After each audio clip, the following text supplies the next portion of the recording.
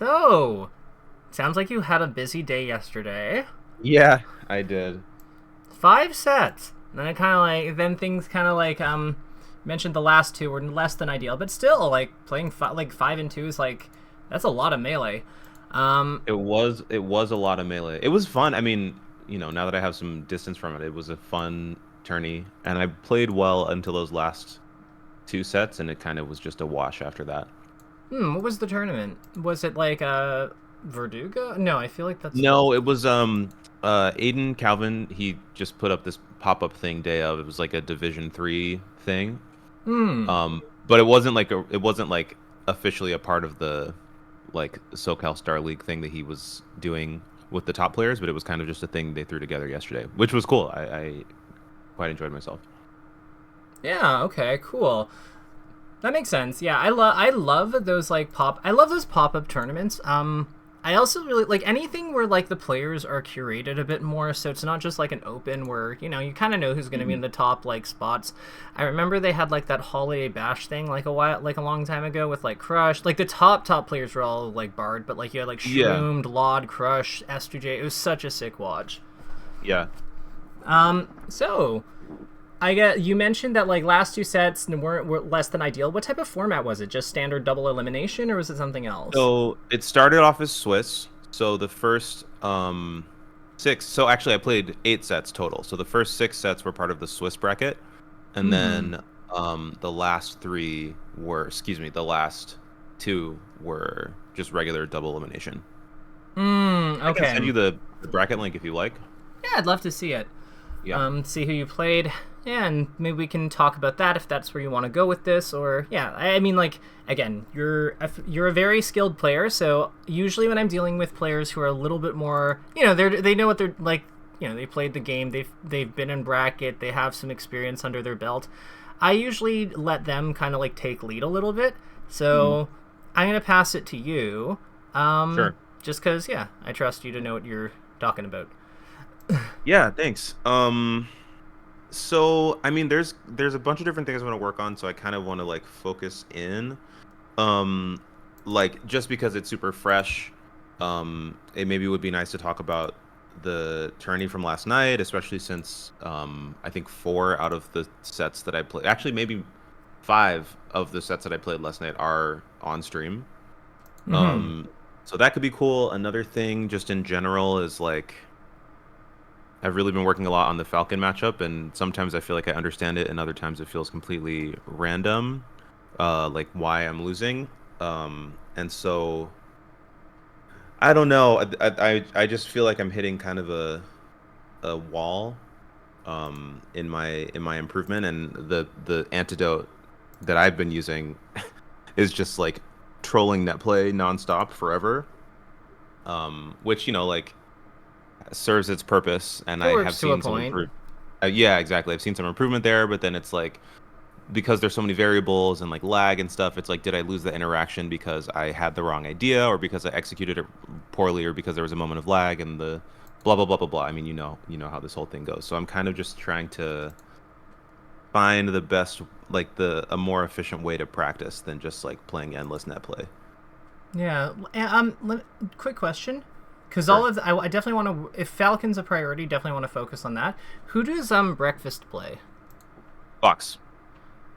Okay, gotcha. So it would have been Yingling, who is Fox, and then Y- Breakfast, who is also Fox.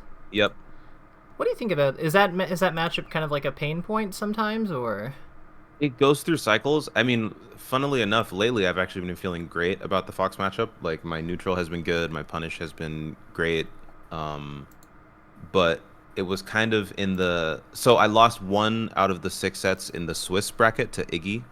Mm-hmm. Um, and she's really great. She's really good. We played 3 times. I took the first set, she took the second set, and she took this third set that we just played. And all 3 of the games that she took, because all of these sets were best of 5.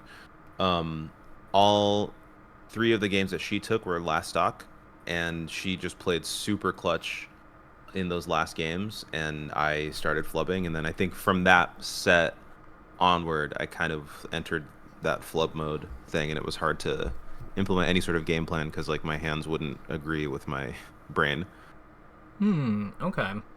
So flub mode. So flub mode sounds like it's a mentality. Like there's a Yeah. discordance between what's going on the screen, what's going on with our hands. There's like some things not clicking about what's going on, and it sounds like it's a mentality thing. So fair enough. Yeah.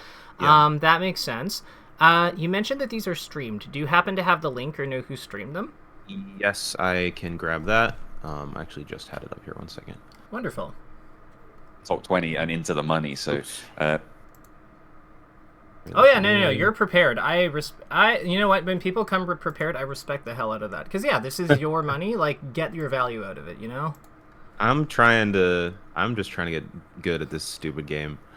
So I'm gonna put this. I also put the bracket link in the chat as well, but I'm gonna just put this link here. Perfect. And I think the first 3 sets are me, and those 3 I won. And then I haven't actually watched the 2 that I lost yet. So I don't know where that timestamp is, but I can find that real quick if we wanted to go over those first. Let's start with of these sets, which one do you think was the most like which one do you think you played best in? Probably the well, one was just I four stocked the person twice, so that I don't really consider that because it was more of just like a constant jump check thing. I would say probably my 3rd set against the Sheik player, which Sorry, was let me 3-1. clarify. Of the 3 sets that we lost to the Foxes, Oh, lost. Gotcha. Yeah. Which one do you think you played? Like, which one do you think is the best representation of your play? And yeah. Oh, that's hard. I know. That's a tricky one. I would probably say the last set, the loser set. Because I started to turn it up towards the end. And I did take 1 game, and I think like the ways that I was losing, aside from just general flubs, are ways that I can sometimes tend to lose in that matchup in general. So that would have been the Yingling set, which starts at. Oops. I found it. You found it. Okay. Yep. So let me just get to the starting point. We'll slow down the speed a bit to 0.75, and we'll take it from there. Let me share my screen. So going into this match, just before we begin, one quick question. And just not don't need like a detailed summary, but just like a few words on what you think. Like, how do you approach this matchup? Like, what's your game plan, generally speaking? Like, I know that you mentioned that you've been kind of like a little less structured, and that's kind of where I'm supposed to come in, which fair enough. But I just mean like broadly, like what things are you looking for? What things are you looking out for? And what things are you trying to like hit or like look for? I guess look out for and look for. Yeah. So typically I'm trying to like I focus a lot on micro spacing in this matchup. Especially when I'm at like super long range, trying to make them think I'm coming in to bait a whiff or something. And then I'm often trying to be just aware of drill and SDI the drill as much as I can. I don't have a super firm. It's kind of instinct what I do after I DI the drill, because sometimes I will like run away. Other times I'll go for a down smash if I don't think that they're gonna, shine if they like went a little bit too far or something. But yeah, in general, I'm trying to bait them to approach me so that I can touch of death them, and then beyond that, kind of just trying to play good defense and neutral. And per the Armada Fox video, not getting too flustered by getting lasered like I used to. As soon as I started getting lasered, I would jump, and then I would get, punished for doing that. So I'm kind of just trying to stay calm in the face of constant lasers while not letting it build up too much damage as much as I can. Perfect. Sounds like a good general approach. Let's see, like, there's a few things that I will have questions about, I'm sure, but like, let's jump into it and we'll take it from here. Great. I have not watched this, so this will be good. Okay. So pull turnip. Why throw turnip up? I don't actually know. Yeah, I would think that throwing it at him would probably be a little more help, like, would control the space better, right? Because we go through the effort of pulling it, and then he's like lasering down there. That at least gives you the floor. Yeah. I think maybe what I was thinking is that he was gonna go for like a full hop, like a cross up full hop nair or something. But from where he was, I don't know if that really makes sense. I think when he turned around, my instinct was that he was gonna dash back full hop aerial or something. But would that even like cover, like stop the full No, hop? I don't think so. No, I don't think so. Yeah, it was just like, because the nair is just gonna like overpower the turnip. Like it's just gonna keep going. He still has the hitbox. Like, I think that anything that this is doing up here, it will also do like flying over here. You also don't really need to cover the full hop because the platform's gonna catch him anyway. Sure. Yeah. Yeah. Yeah. So I think that like this is kind of like this is a good. What this reminds me of is kind of like the how.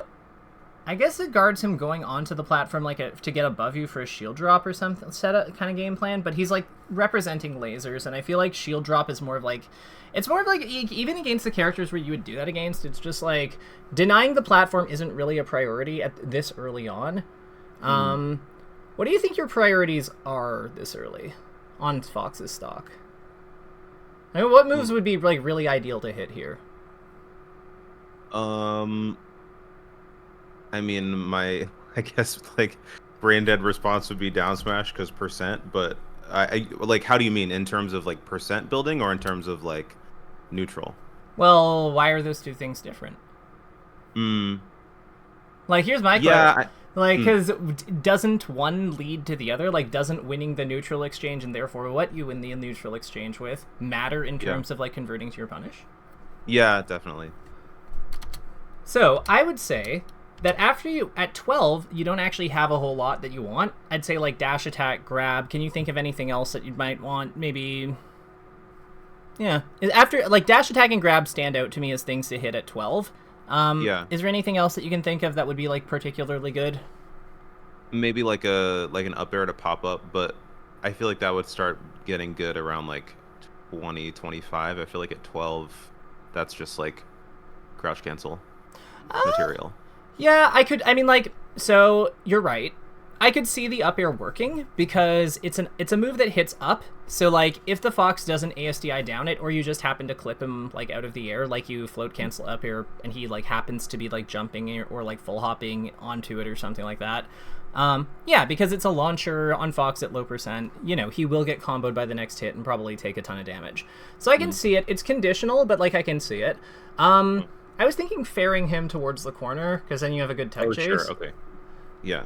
Now, because he's at 19, this nair you do is actually really good, because it does give you that tech chase. But the thing is like, what do we get off this fair anyway? Like, the fair that we follow up with, why are we, like, what is the goal of that fair? Like, why are we going for fair here? The one coming down from the top plat? No, this one here. Oh. So I can't be sure. Like, if I'm looking at this very charitably, sometimes something that I flub is going for like a hyper float retreating fair there. So like I might have been trying to hit that, in which case maybe the hitbox would have clipped his tech option. But if I actually did mean to do what I did there, I think that I probably just chose wrong. Okay. So let me ask you, if you let's say you do like, so how would the hyper float work? Are you trying to like pull back this way?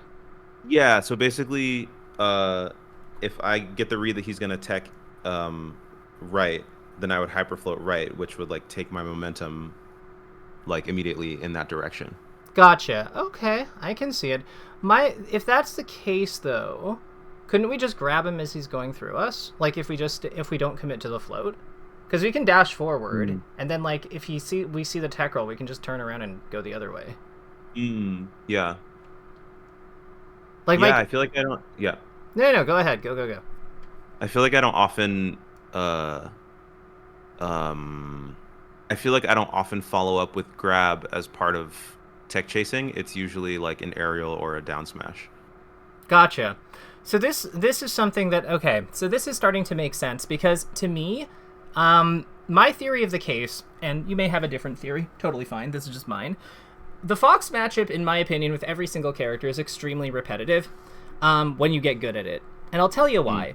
It's because like this hairy bastard is like not very like he doesn't really let us have a foothold in neutral in any particular game state, unless your name is Marth or Falco, Sure. and then conditionally Sheik and Falcon. But aside from like literally those characters, there's no neutral position where like a character really like straight up beats him really. He might be slightly disadvantaged depending on like the thing, but he's always got game. That's kind of his superpower. Because of this, so much of like beating him is just like gambling in the important moments, like you did with that Nair. That Nair was extremely well done. And then just like dial-a-comboing him with the most efficient route you have, or like the most efficient like kind of like coverage you have, and then yeah, like hopefully when you've thrown him through, you know, your flowchart and like reads and like whatever else you do in your punish, he's dead on the other side. So to me, even if we hit this fair going this way, like even if we did like get the read on him going this way, we have to think about like what do we get after this, right? I don't think we really get anything.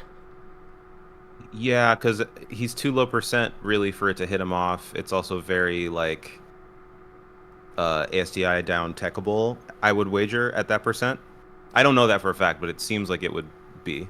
Yeah, it's like it's really awkward because it's like so fair is good as a combo starter like before Nair goes online because it knocks down at 0, but because it creates tech chases, you can push him to the corner with the knockback, but like it's kind of awkward here because like we're past the knockback where like he's close enough to tech chase in most situations, but we're also before the point where he goes off stage easily. So it's kind of like this awkward middle ground. What I think happens is he just DIs up, lands over here, or grabs the edge. Like he just kind of does this. You can see it, right? It's just like pop.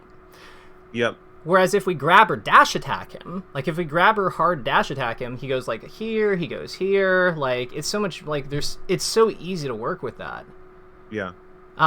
Same thing if he like goes in place because he's like he goes here. Like he's really incentivized to go this way. I think that like is important with Peach's tech chasing, and I think that like you can probably see this in any Armada match ever, but like we're gonna go over it here. So if we like put Peach's, you were about what, like here when you started? That seems right. Okay, cool. So we're gonna put a dot here. So this is Peach. Like so when she's here, and you're doing your dash attack tech chase, like, and then Fox landed what here? Yeah. Initially? Okay, cool. We kind of just flipped places. Yeah, so we'll just do F here.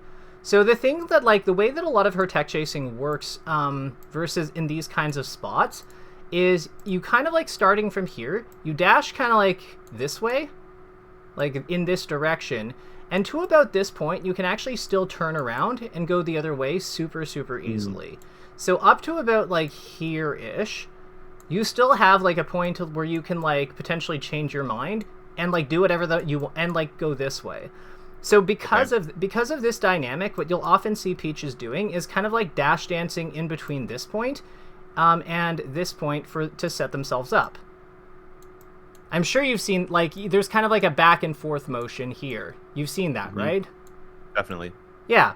So that's why they do that. And then the idea here is, as a Fox's alternative, what he can do is just roll all the way into the edge. So he can just go boop, boop, boop, boop, and like end up about here. But if you just keep going forward, you can still like threaten or even sometimes cover that. So you're just giving yourself like the option to like cover everything basically. So it's really like the magic happens between about here and here. Depending on what you're going for. If you can do hyper floats and stuff, like there's other things you can do going in this direction, but the main thing is it's all like the root action is dash.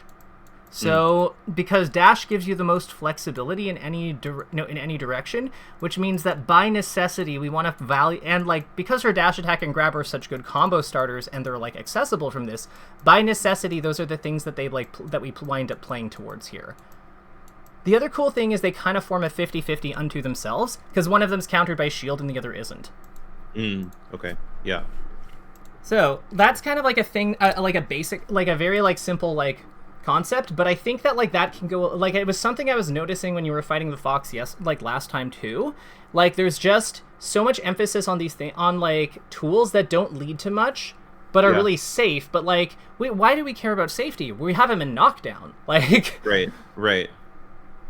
One thing that I maybe worry about with the grab, and this is probably just a matter of like practicing and getting the timing right, but like I think one of the reasons I don't go for it as much is because I get shined often. Like if I hesitate for a moment on the grab, or if I like not miss space the grab, but miss space what word am I looking for?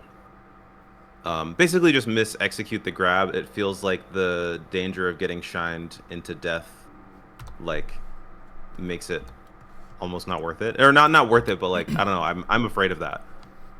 you're a musician, right? Yeah.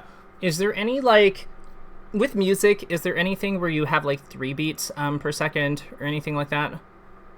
Probably not. I mean, like maybe in terms of like tempo, probably. I don't know the exact math, but like there's definitely like a tempo marking like that. Okay, cool. So, fun thing about techs, all techs are invulnerable for their first 20 frames, or 1/3 of a second, and then there's always a window from the 21st to 26th frame, even if they no tech. Like, no techs are vulnerable for the full 26 duration. Tech rolls are longer because you're rolling for a bit, but yeah, like, from frames 21 to 26, or about 1/3 of a like for 1/10 of a second after 1/3 of a second, there's always an opening there. So there is like a rhythm to tech chasing. My recommendation, if you're already good at rhythm naturally, like in your like vocation, I would treat it more like a rhythm game. Yeah. Because then, like, if you're wrong, like, the only time you're wrong and get punished is if you do it on, like, assuming you nail the rhythm. The only time you're wrong if you dash attack is... Honestly, no, like, because dash attack and, like, grab would only backfire if they specifically no tech and you still grab anyway, and then they get up attack you. But, like, the rolls that you just miss, yeah. I would lean into the rhythm if you're concerned about, like, get reversal. Yeah. Yeah, no, that makes sense. It's definitely something I've thought about before, and I just got to find a way to, like, implement that, because that totally is my vibe, and that's totally the sort of thing that I would resonate with. Yeah, so what I would do is there's a tick sound that happens when somebody hits the floor if they tacked. So I would use that as your reference point. Sure. Good call. That reverse. Yeah, I was going to say, like, that was such a good call with where you, like, positioned yourself. You know what I think actually went wrong here? You know what I think it actually was here, funnily enough? It was the choice to float. So, like, see how you're airborne for a while? Like, you're right in perfect position. You don't have to float here. Oh, I could just full hop backer. Yeah, the float slows you down. And it, like, I think that's the difference between reversing and not reversing there. So, again, like, what does the float cancel even do for us up there? If anything, I'd say that, like, going for the float in that position kind of, like, limits us, because I might want to, like, follow him off stage and then float at the height he's at, he winds up, like, up being at next. Because if you full hop, you know, you can just, like, drift and follow him, right? Sure. Whereas if you, like, float there and he goes low or something, it's super awkward all of a sudden, depending on how far he goes. Basically, don't spend recovery resource you don't have to like needlessly, especially if it slows you down. But Yeah. This is good. Love this. Oh, okay. Let's talk Fox at B, because I think that this is a move that that you are very, very intimidated by. That's the impression I get when I watch you edgeguard. Yeah, I get hit by the fire a lot. So, do you know what an Armada Shine Spike is? Yeah. Okay, can you describe it for me? Like when Armada's playing Fox, you mean? Yeah, like when Armada Shine Spike, the Armada Shine Spike, like that he invented. What would you? How is that done, or how does it work? So it's like when there's a Fox or a Falco coming back from off stage, he will he'll jump off and go slightly above them, or like right when he's slightly above them, he'll shine. Yeah. And then it'll kill him. Why does that work? Do you know?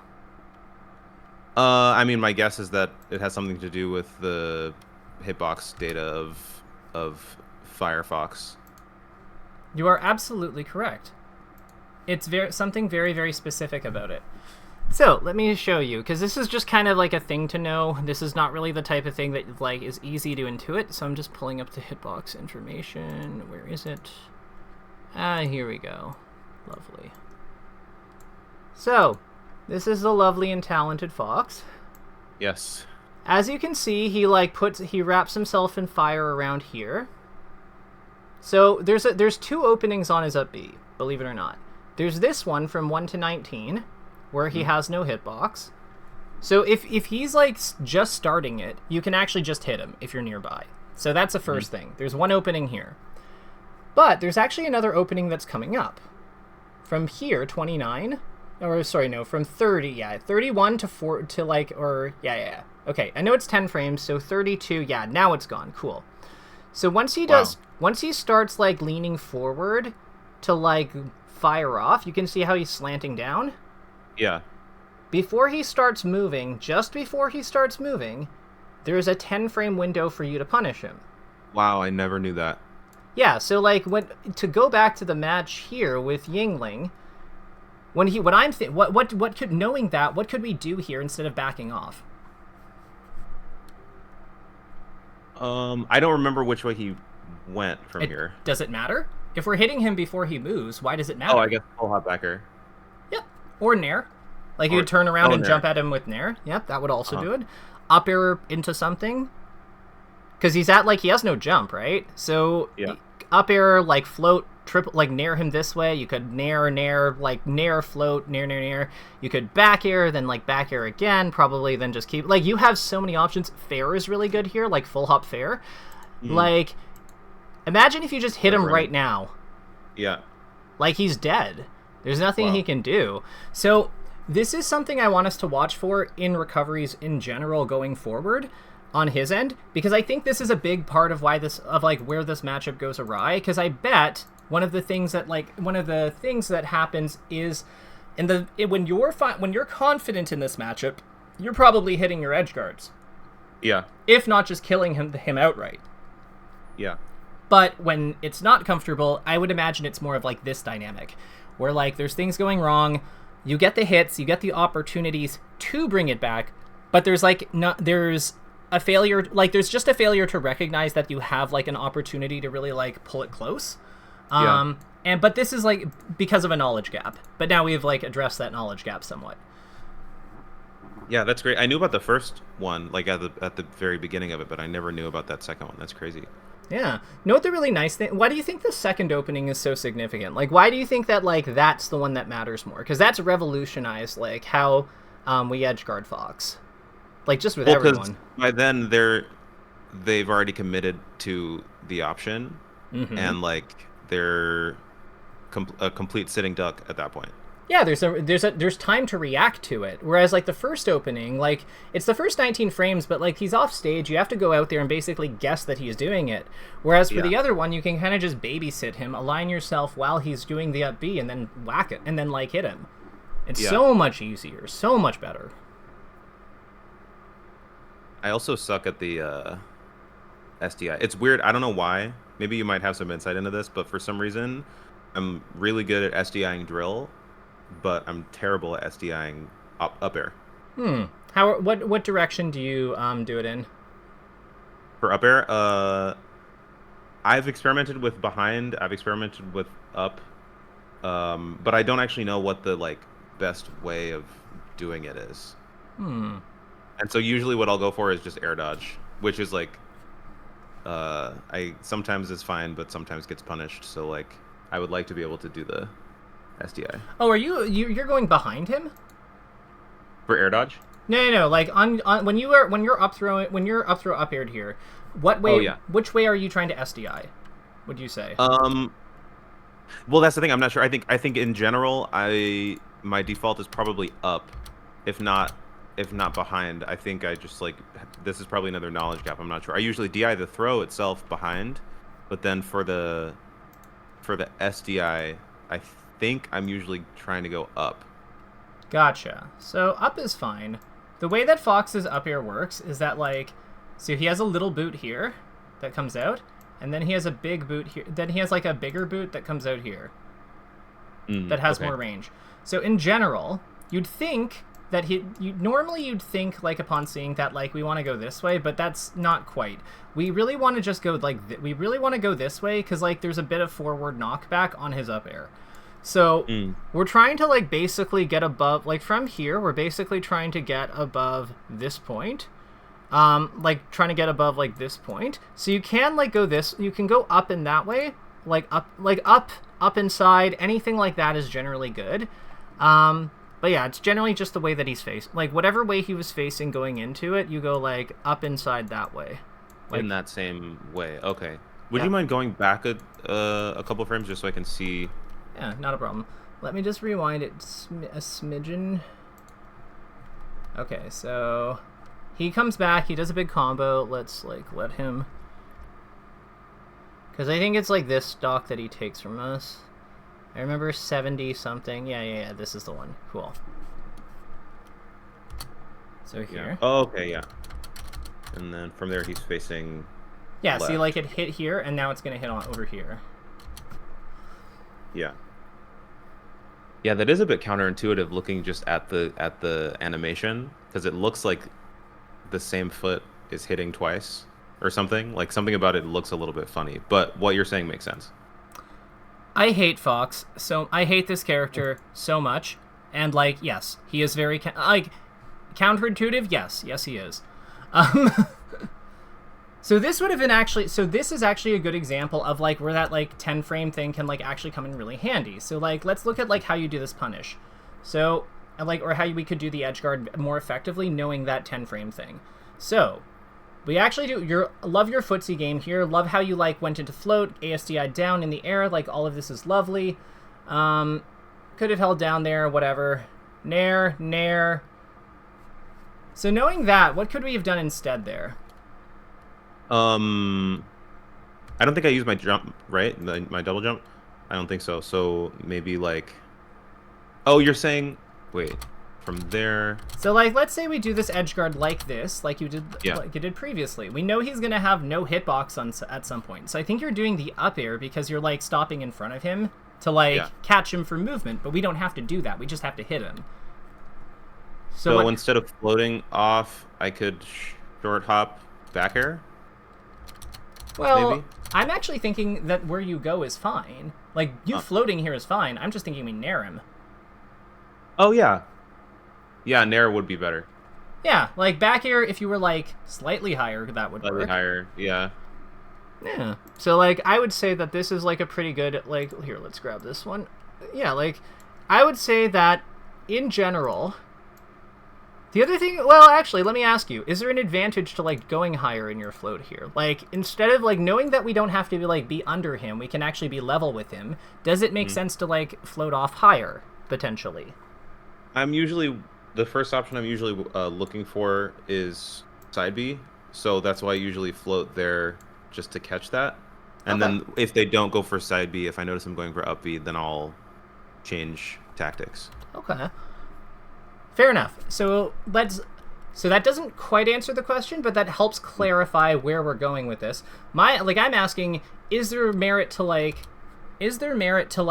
going off with a high, like, to, like, starting our float higher up? Now you're saying that you float there because of side B. Yeah. What I would say is, how do we cover side B if he does it here with us floating here? Right. Yeah.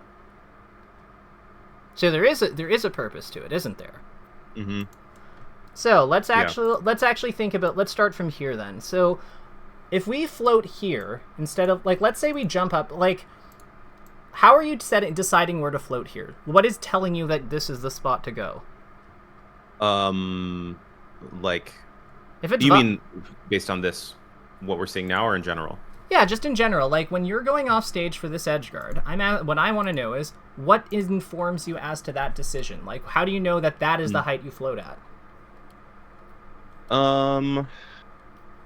Yeah, I think it's just habit at this point. I think it's like I'm waiting for the sweet spot. Okay. Like I'm assuming that they're gonna go for ledge, so that's the first thing I cover. Gotcha. What if I told you that there's something else we can watch for? Okay. Yeah, his double jump. Double jump, yeah. Like, where does he jump? Because, like, the thing is that, like, once he, like, double jumps here, Yeah. Like, we know that, like, we know how high Fox's double jump goes. So, like, we can easily... And this is actually where because you like to float immediately for your actions, right? Mm-hmm. But what I would say here is, you don't have to do that. Like, you could easily, like, have short hopped here to get to this height, and if he starts to go low, you could still, like, cancel the ascent with your float and still back air, like, and fall with it to cover this. Yeah. Like, there's no reason for us to have to commit to this. We can commit we can decide what we're doing way, way, way later, just in general. Yeah. So I would say that, like, and as an alternative to this, we can kind of, like, go up with our float and, like, sorry, our jump, whether it's short hop or full hop, and just decide when we cut it off manually.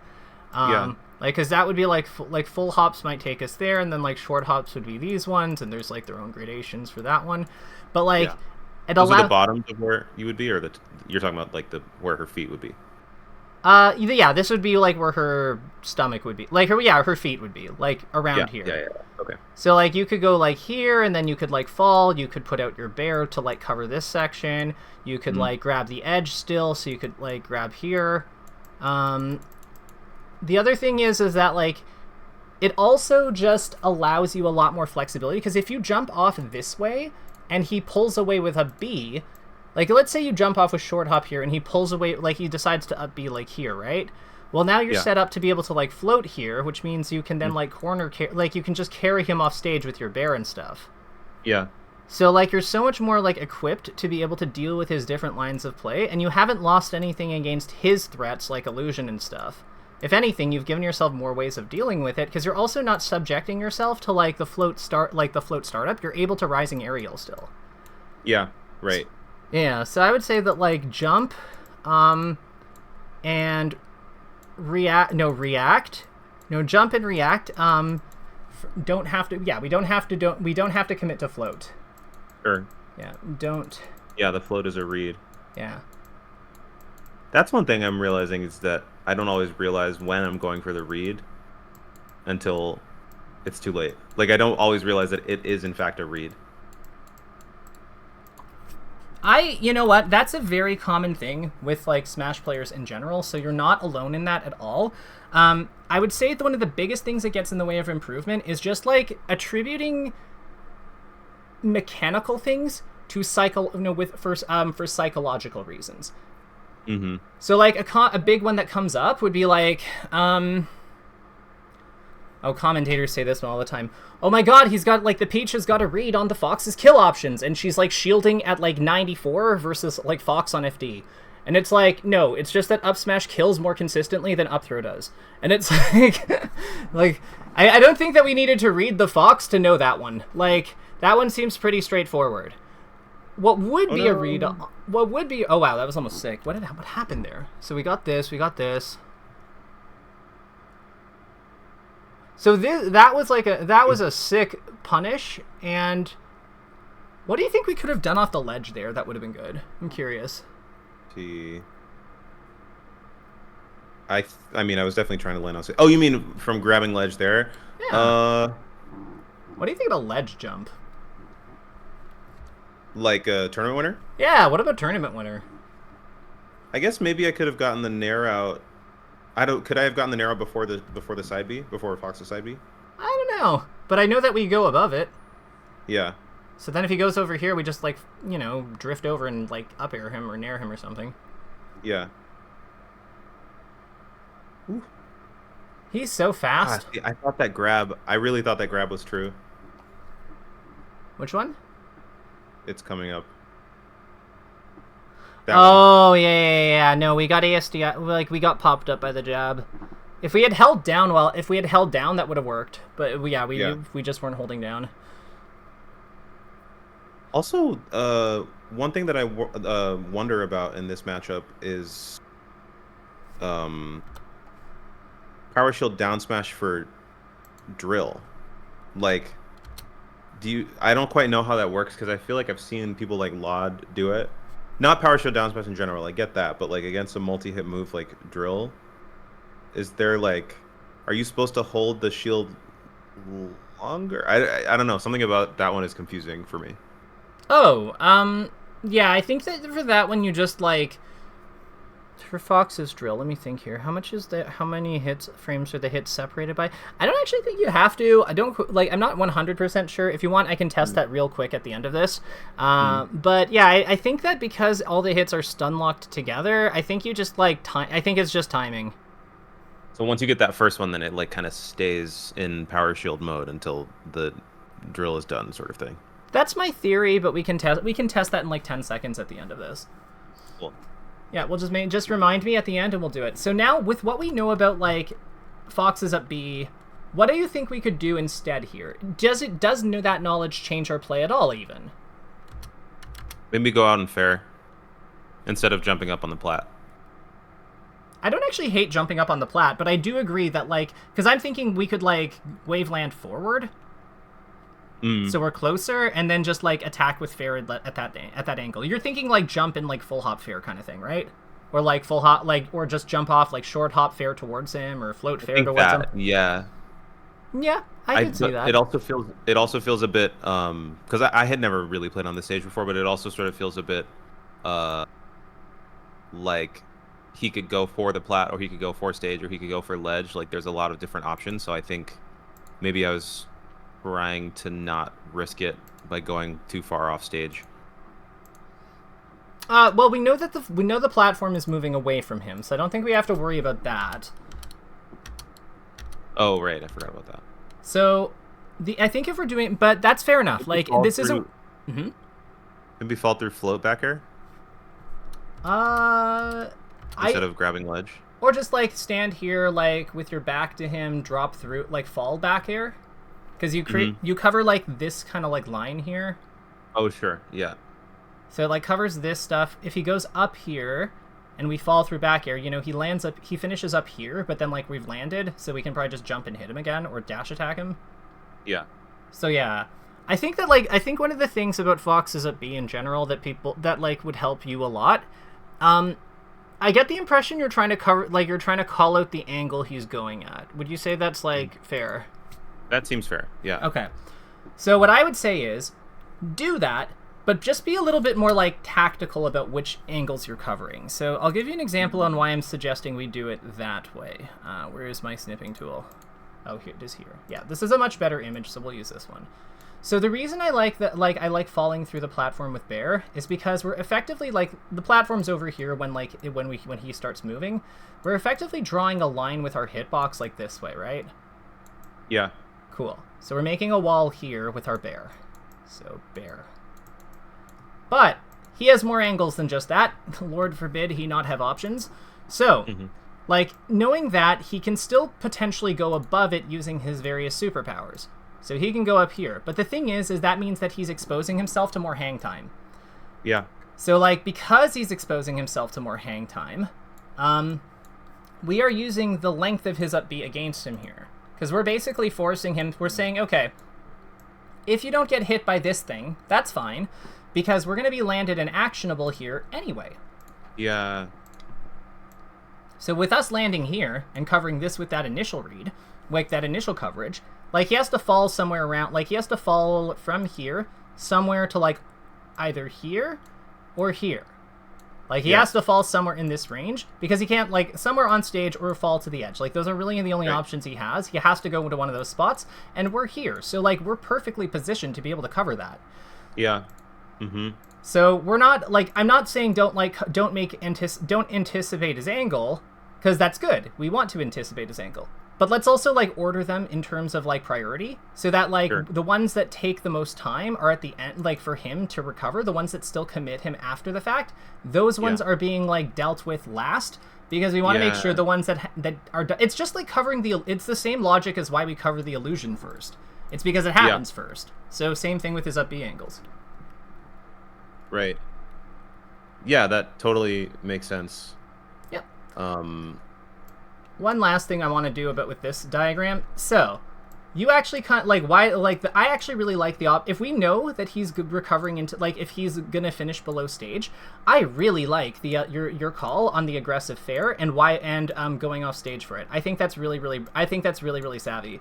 And the reason why I like how you kind of described it as, like, going off aggressively is because, like, kind of like floating here, is because look at how many like, our fair hitbox is kind of like this. Look at how much, like, space we cover if we go, like, here or here, right? Like, we cover so many options. Given what we know about, like, you know, which options are, like, hardest for him, like, given what we know about this order of operations things, like, leave the ones that, like, have the most hang time last, which one do you think is better, this one or this one? The lower one. Agreed. Because if you cover that one first, he's going to be falling for a while, and we should still have time to make it back to stage and punish his descent. Yeah. And the cool thing here is now that we kind of have broken this down a little bit, I actually agree with you that we have to float here. Because by us floating here and covering this trajectory set, we are then able to float back and still fair. Whereas if we had done my jump, because we are losing altitude, we have to recover with up B, so your play is actually better. And I'm happy to admit that, because yeah, your play is really good. Cool.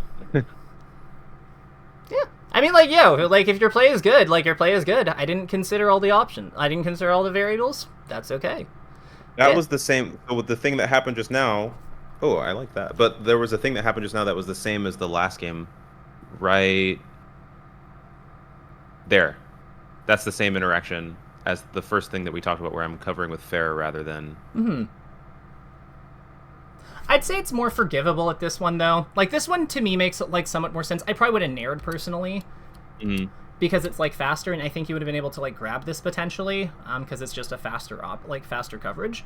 But, I like it more because he's at 102. Sure, okay.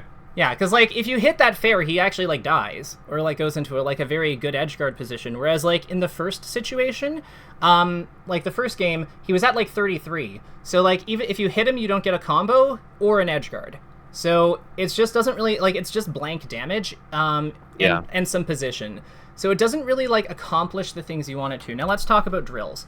So you mentioned you're not sure what to do after this drill, right? Like, when you SDI it?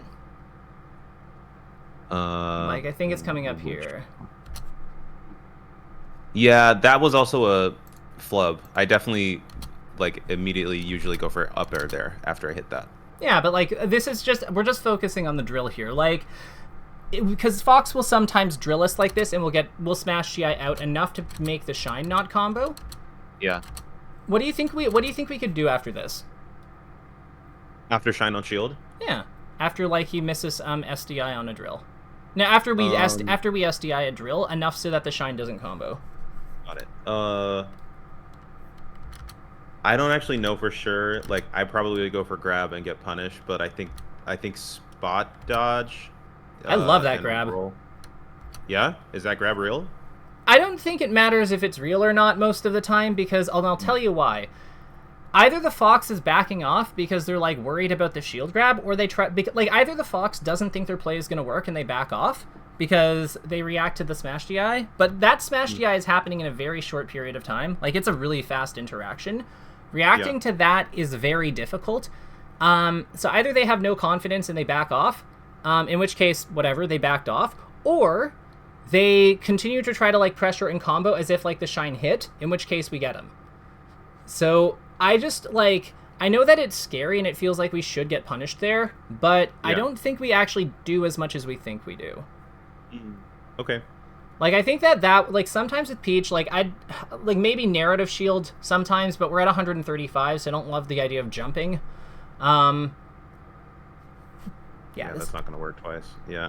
So this is, like, I think that this is actually pretty similar to the edgeguard situation we just covered.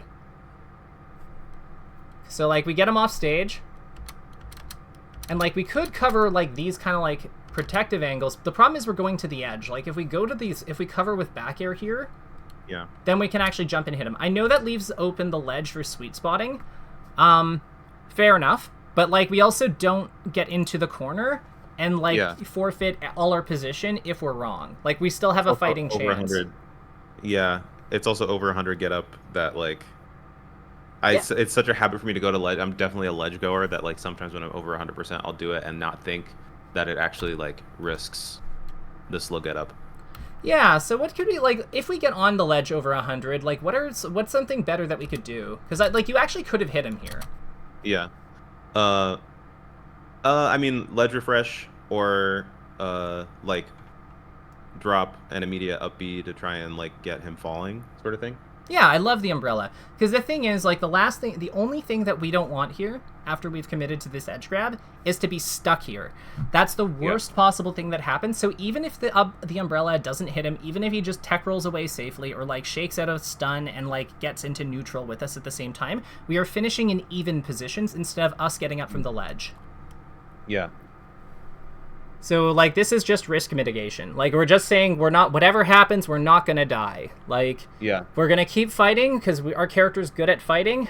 And you know what? If we keep fighting, we probably have a decent chance here. Yeah. Yeah.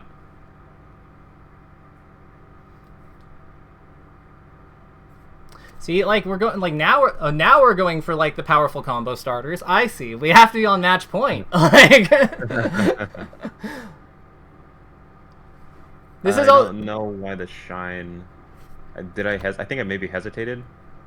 I feel like I could have definitely followed up from that down tilt. But he tagged. Yeah. But you still could have followed up from it. What do you think you do? I mean, down smash. Yeah, why not, right? when in doubt. So there's a reason I like down smash here. So remember, he just teched in place, like he attacked, right? Yeah. Remind me, what input does that require? ASDI down on the C stick and shoulder button, LR. Oh yeah, you can do it with control stick or C stick. Like, it just needs ASDI down. But, like, yeah, that's kind of my point. So we just saw him holding down on a defensive input, and we know that this character shines on wake up, like, all the time. Oh. So like, why don't we just, like, murder him for it? Wow. Like, yeah. Why don't we just delete him? Yeah. Like, we can politely but firmly tell him to leave. Right.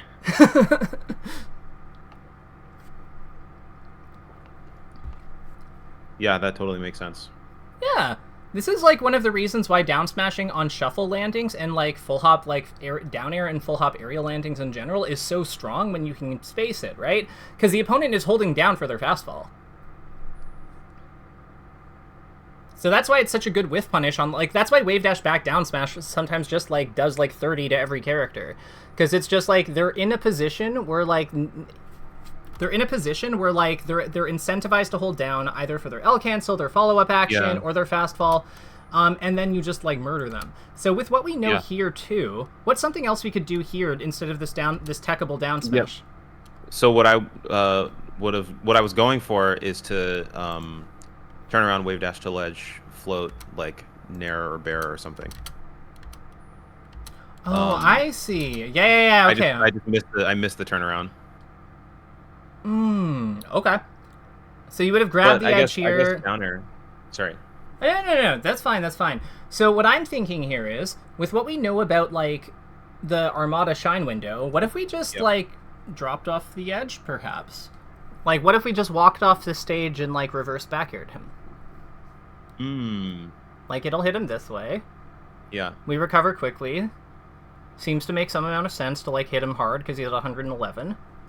Is he not too close to the ledge to get the reverse? Well, too close to the stage? Well, so okay, so this is... Gotcha, so you don't understand the position I'm thinking of. That's okay. Let me show you. So I'm thinking what we do is, we walk off the stage slowly, and then fall here. So we're kind of like, our body's aligned with him, basically, as we're going down. Yeah. And then since we're facing this way, our back air is like here. So it's going to hit him that way. Because we're hitting with forward-facing, like, we're hitting with reverse bear. Yeah, I guess for some reason it just looks like or no, I guess now that we know the thing about the Mm-hmm. that portion of his up B, um because like my brain, like my conscious mind knows that now that you've told me, but my instincts are like, don't go down there, you'll get burned. But yeah, I think knowing that I could make that happen. I think my instinct is just that it's too close to the stage, so if I back air, I'm not going to get the reverse. I'm just going to back air him into stage, and then he can tech and put me in a possibly bad position. Yeah. So this is where, like, your instincts are going to be fighting you on this, because we've all been burned and died here, and I get that. Yeah. But like that, this is a kill. Like, he's 1,000% dead here with like proper execution. And he is basically nothing. Like, once you confirm that he's up being within like range of you with just like run off aerial, he should basically always be dead here if he's not like touching the wall. So if he's not like here, then we just don't have to respect what he's doing. Yeah. Like, if he's like, I'd say between here and about, well, no, he couldn't be there because then he'd grab the edge. So between like maybe about here, like about this high up, to about like here, we can just fall off and hit him. Yeah. Yeah. Okay. Because like that's like, and that will make you very deadly and efficient. So I think one of the things we're noticing is like, yeah, there's just certain rules of this matchup and like certain openings that we're just not aware of. Which makes sense. I like that you're going for like, I noticed that you're going for more like of your power hits at these in this early game, which is really good. I really hope I can see more of like some of the dash attacks, especially to put them in the corner, so you have the edge assisted tech chase. And also just grab, because I think that like you're doing a really good job of finding hits. Love that float bear. But we're going for way too many all-ins. Like, because like your character's really good at fighting just in general. So like, if you hit this fox to 100 here, like to 94 here, and he recovers to the ledge and has to get back on, like that's so much better of a position for you than this outcome. Like, this outcome is so bad for you because you're now in the corner. Yep. Like, you're dealing with him. He has all the stage control. Your character like needs to like make up, like, your character's speed is her biggest issue. And when you let the opponent have the ledge, but you still have full stage control, you're still at least not having to like fix your speed issue because you have the full stage. But when you go on the ledge for like to win the 1 in 3, really, you're just losing, like, you're kind of like inviting your character's speed problems again, because I don't think you would have died like or been punished nearly to the degree you were if you had to deal with his like ledge dash recovery, compared to like having to like, you know, fight him plus the entire like all of Dreamland. I think that was just like, that's why we lost that stock, I think. When you say 1 in 3, you're talking like going to ledge, going straight in versus going high, sort of thing? Yeah, exactly. Okay. Because like you're if you stay on stage and do like kind of like similar back airs like to the ones we've been going over, you're at least able to like influence like the first two, like going straight, going up. It's just the going to ledge that we're not really hitting, but it also winds up with an overall better position. And if you decide to go out and read it later, now that we know about that 10-frame opening, we're like more equipped to be able to do it. So that would be another spot where like that 10-frame opening really matters, because like this combo, great coverage there. Like now we know we can just go forward at the end there. Yeah.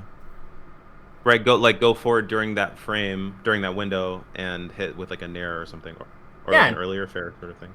It would be nair, but yeah, like if you can space the fair, go for it. But yeah, it's generally nair. Nair's easy. Nair hits on 3 and is like very, very strong. Like nair good. I wonder why I went for that up air. Great call out. This is a thing I actually like that you do when he's doing these low recoveries. I like that you actually just hog the edge sometimes when he's down here, because if he goes up, then like like you can either like he can either tech it if he squeezes, or he can go over you, and I think making him do that 50-50 is a lot more reasonable than the 1 in 3. The odds are better, and like you're also able, like because he pops above you, you can always just get up attack or umbrella him, if you have a good a good timing on your edge grab. So would you mind just explaining the 50-50 of it one more time? Yeah, sure. So in this edge guard here, the reason I like the choice to grab the edge here is because he doesn't have the option to like do any. He can either go above the stage, i.e. on the stage, or he can he doesn't know if I'm going to back air or not. Yep, exactly. Yeah. He can either play. Okay. He can play to beat the back air, or he can play to beat the edgehog, but he cannot play to beat both. Got it. Yeah, that makes sense. Whereas on like the high recovery, because he has more options, like he just has more things he can do. So it's like the odds are much worse. The other thing is that like if he plays to beat the edgehog and you edgehog, well, he still goes above you, so you can still basically always umbrella and at least like take like a neutral position. So you never like wind up like playing the corner if you know what you're doing. Yeah, that was an overcommittal float as well. Now that you've pointed that out, I'm noticing it a lot more. Yeah, because we didn't have to float at this height. We could have just we could have like short hopped basically, and then just decided what we're like. Yeah, we could have just decided what we were doing. This one I'm more okay with, because he's at level with you. Like with where I still think we did this too early, but like with where his double jump would take him, this is actually correct float height. So this is fine. It's just that then we had to go out and hit him. And then this was, I just don't know what we were doing here. I just chalked that one up to like not knowing the opening, because now you know you could fall on him with back air and kill him. Yeah. What do you think of this stage versus Fox? Low ceiling bad. Honestly, agreed. Yeah. I know we're over time, don't worry about it. Let's finish this match and then we'll go over our takeaways. But I think we've got a lot to work on in terms of like structure, and I think that the one thing I hope we take from this, aside from just these are things that work on Fox and Falco, I hope we can find different ways that we can different reasons to position ourselves with our floats and stuff when we're edge guarding based on where the opponent's jump takes them and things like that. Because I think experimenting with that broadly is going to give you a lot of return on investment. And obviously, depending on the character you're fighting, how you do it will be slightly different. I wouldn't go... It's against Sheik, for example. It's not so much you go to where her double jump, it's not that you go, they'll be level with her double jump. It's usually you go, slightly above it. Because with Sheik, it's all about, you want it to be above her fair, basically. So that if she tries to, do the cheese slap, you're able to just kind of, hit her for it. It's things like that I think will go a long way, because really what you're then using your float to do is cover them doing something. You're saying, if you jump here, then you get hit and die. Sorry, that F-tilt really got me. Yeah, no, you're totally making sense. Yeah. Oh, that was nasty. Let's go. Why up air? I don't know, actually. Up air... He was too high percent to lead into anything. Yeah, so maybe it was just freaking out that I got the F tilt. Honestly, I feel like it's probably that one, real talk. I feel like we just saw something, we hit him with something, we're like, oh god, gotta do something, and then up here was the first thing that came to mind. I think it's that. Yeah. Oh, the fact that the down air just eats the turnip. Fox is unfair. This is really good smash DI. Most people don't know to do it the way you did, but it's really good. What, for the shine? Oh, for the drill. Yeah, you smash DI'd through him. That was really, really, really, really good. Because he's coming at you forward with momentum. So if you try to smash DI away, then he's just gonna track your DI with his jump trajectory. So you actually have to go through him there. So it's good that you knew to do that. What's funny, that's one of the first melee skills that I got, and I don't even remember practicing it. It's no. Go. But there's so many basic things that I can't do, which is funny, but that one I've always been able to do. I disagree. I think you can do a lot of basic things. I think that generally speaking with you, it's almost just always a knowledge gap. The thing I'm noticing is that you just don't know about a move property. So then you're you're trying to play around the move as if it's a better move, but it isn't. Yeah. So I would say here, this is probably what cost you the game, because what does this turnip do even if we hit it? Yeah, no. I mean, if I throw it at him, it doesn't really do much of anything.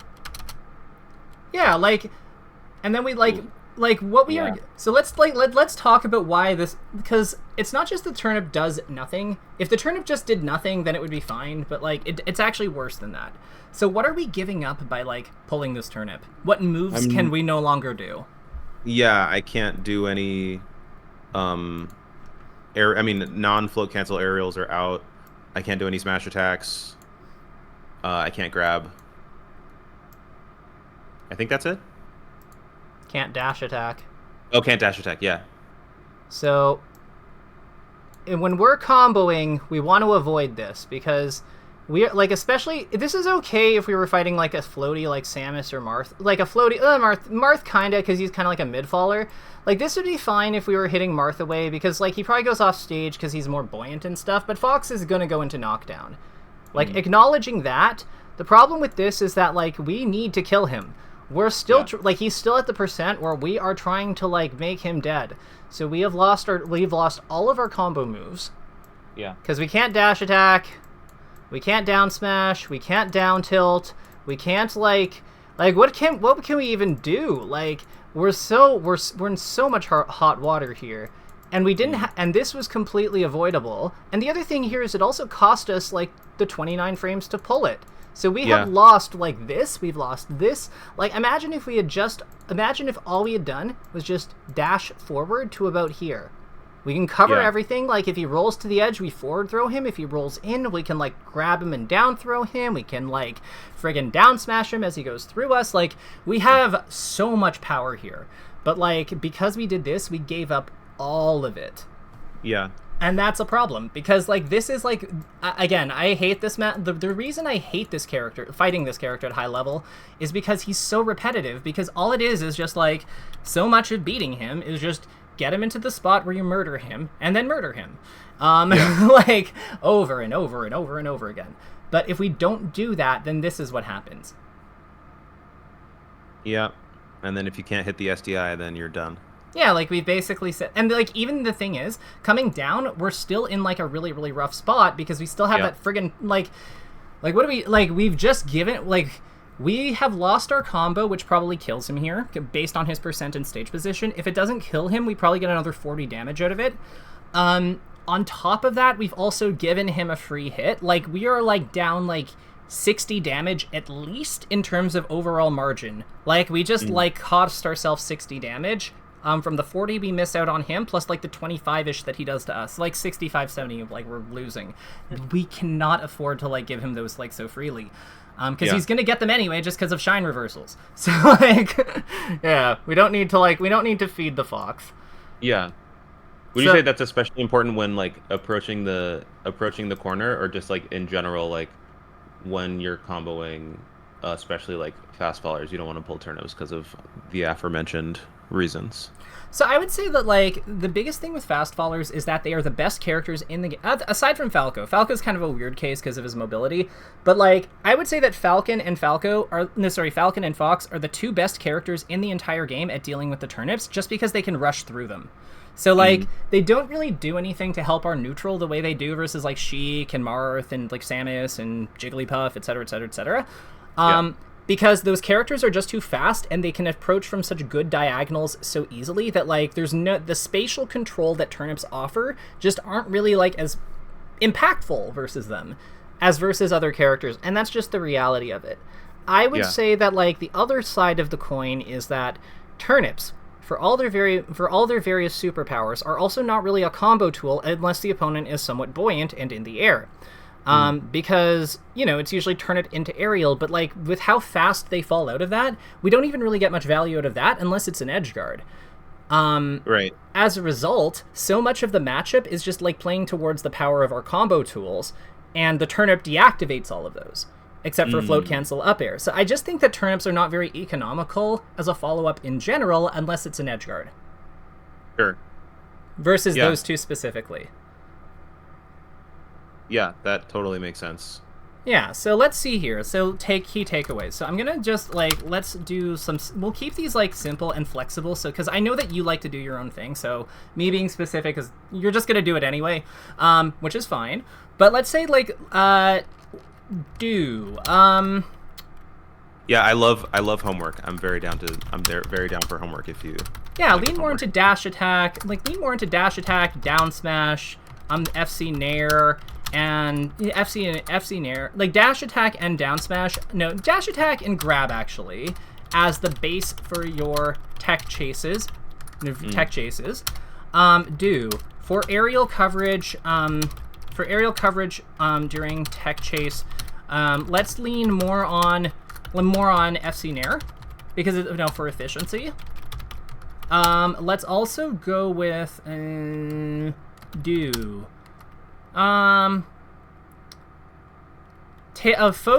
Instead of turnip pull for follow up versus Falcon and versus anyone really see if they're try to hit them. If you're able to hit with dash attack or a sim or anything else, do that first because we want to pull the turnip if it's the last thing we can do basically. Sure. Yeah, but not if it's the first thing. It's tiered thinking. Yeah. No, keep going. Explain. Well, just it's making me think of what you were talking about earlier with Firefox angles and covering the illusion. It's there's the being aware of what option might potentially put them into lag or might put them in a bad position, and then if they do something else, then addressing that as it happens, as opposed to just going for the hard read and hoping that that's what they do. Yeah. So exactly. So it's tiered thinking. It's all order. This game, so much of it is solved with proper order of operations. It's crazy, but it sounds really, really boring. But maybe it doesn't. I don't know. But it sounds simple, but that's really the thing that made Armada and Mewtwo King stand out and so good for so long, because they just understood how to structure things in a way that maximizes the efficiency. Mewtwo King was good because he was a very complete player, and he had all of his things, even if they weren't the best things, they were very polished. They were very well put together, even if they weren't quote unquote optimal. Yeah. And we see, and in the timeless playstyles like Armada and Hungrybox, we still see this now. Armada's not with us, but I think we see a similar dynamic with how Hungrybox does a lot of his stuff. It's not quite as clean as the other two, but he's really good at other stuff. But you still see that vibe of okay, do this first, then this, then this. Yeah. So it's cover the angles with the least amount of free fall time first. Then try to cover the next one. Then try to cover the next batch, and then finally, align your jump and float based on the opponent's double jump, bracket, and other options during edge guards. During edge guards. So I think this should be a lot for you to work on, but it's very open. It's very open concepts. So I'm thinking that you'll have a lot of room to be kind of creative with it and come up with your own spin on it. And with that, I think we're good. Is there anything you need from me, or is this enough to get started? No, this is great. I think leaning into the order of operations thing will definitely be helpful for me because, like you said, a lot of this stuff is knowledge gap, and I feel once I'm able to get that stuff, it's going to make a huge difference. So yeah, this is a great list. Amazing. I would also strongly recommend, if you're in the Peach Discord or anything like that, if you come into a weird situation and you want to get a Peach player's opinion instead of mine, a lot of the people in there are I've seen not Laud, but other high level Peaches. I think Triff's posted in there, although it's usually clip dumps, but everyone there in there is pretty helpful. It's kind of a buyer beware in terms of the advice you get, but even still getting alternative ideas or somebody else's approach, it might help you like rethink what your own doing. Even if you decide what they're doing is stupid, like it still gives you like a comparison point for how you could be approaching the situation, and sometimes that's helpful for critical thinking. Yeah, definitely. I've spent a good amount of time in the Peach Discord, and I'm in there pretty regularly. I'm posting clips, and I just like made a combo video the other day. But usually, like if I have any sort of like questions or things like that, I'll throw it up and get some helpful responses. Perfect. I'll let you go, Michael. But this was super fun. I hope that you found it helpful. It sounds like you did. Yeah, and definitely. with that, yeah, good luck. No, good luck at your next event. And if you need anything from me, just holler. I'm around. Thanks, I appreciate it. No problem. Take care. Bye-bye. All right, have a good one. Bye.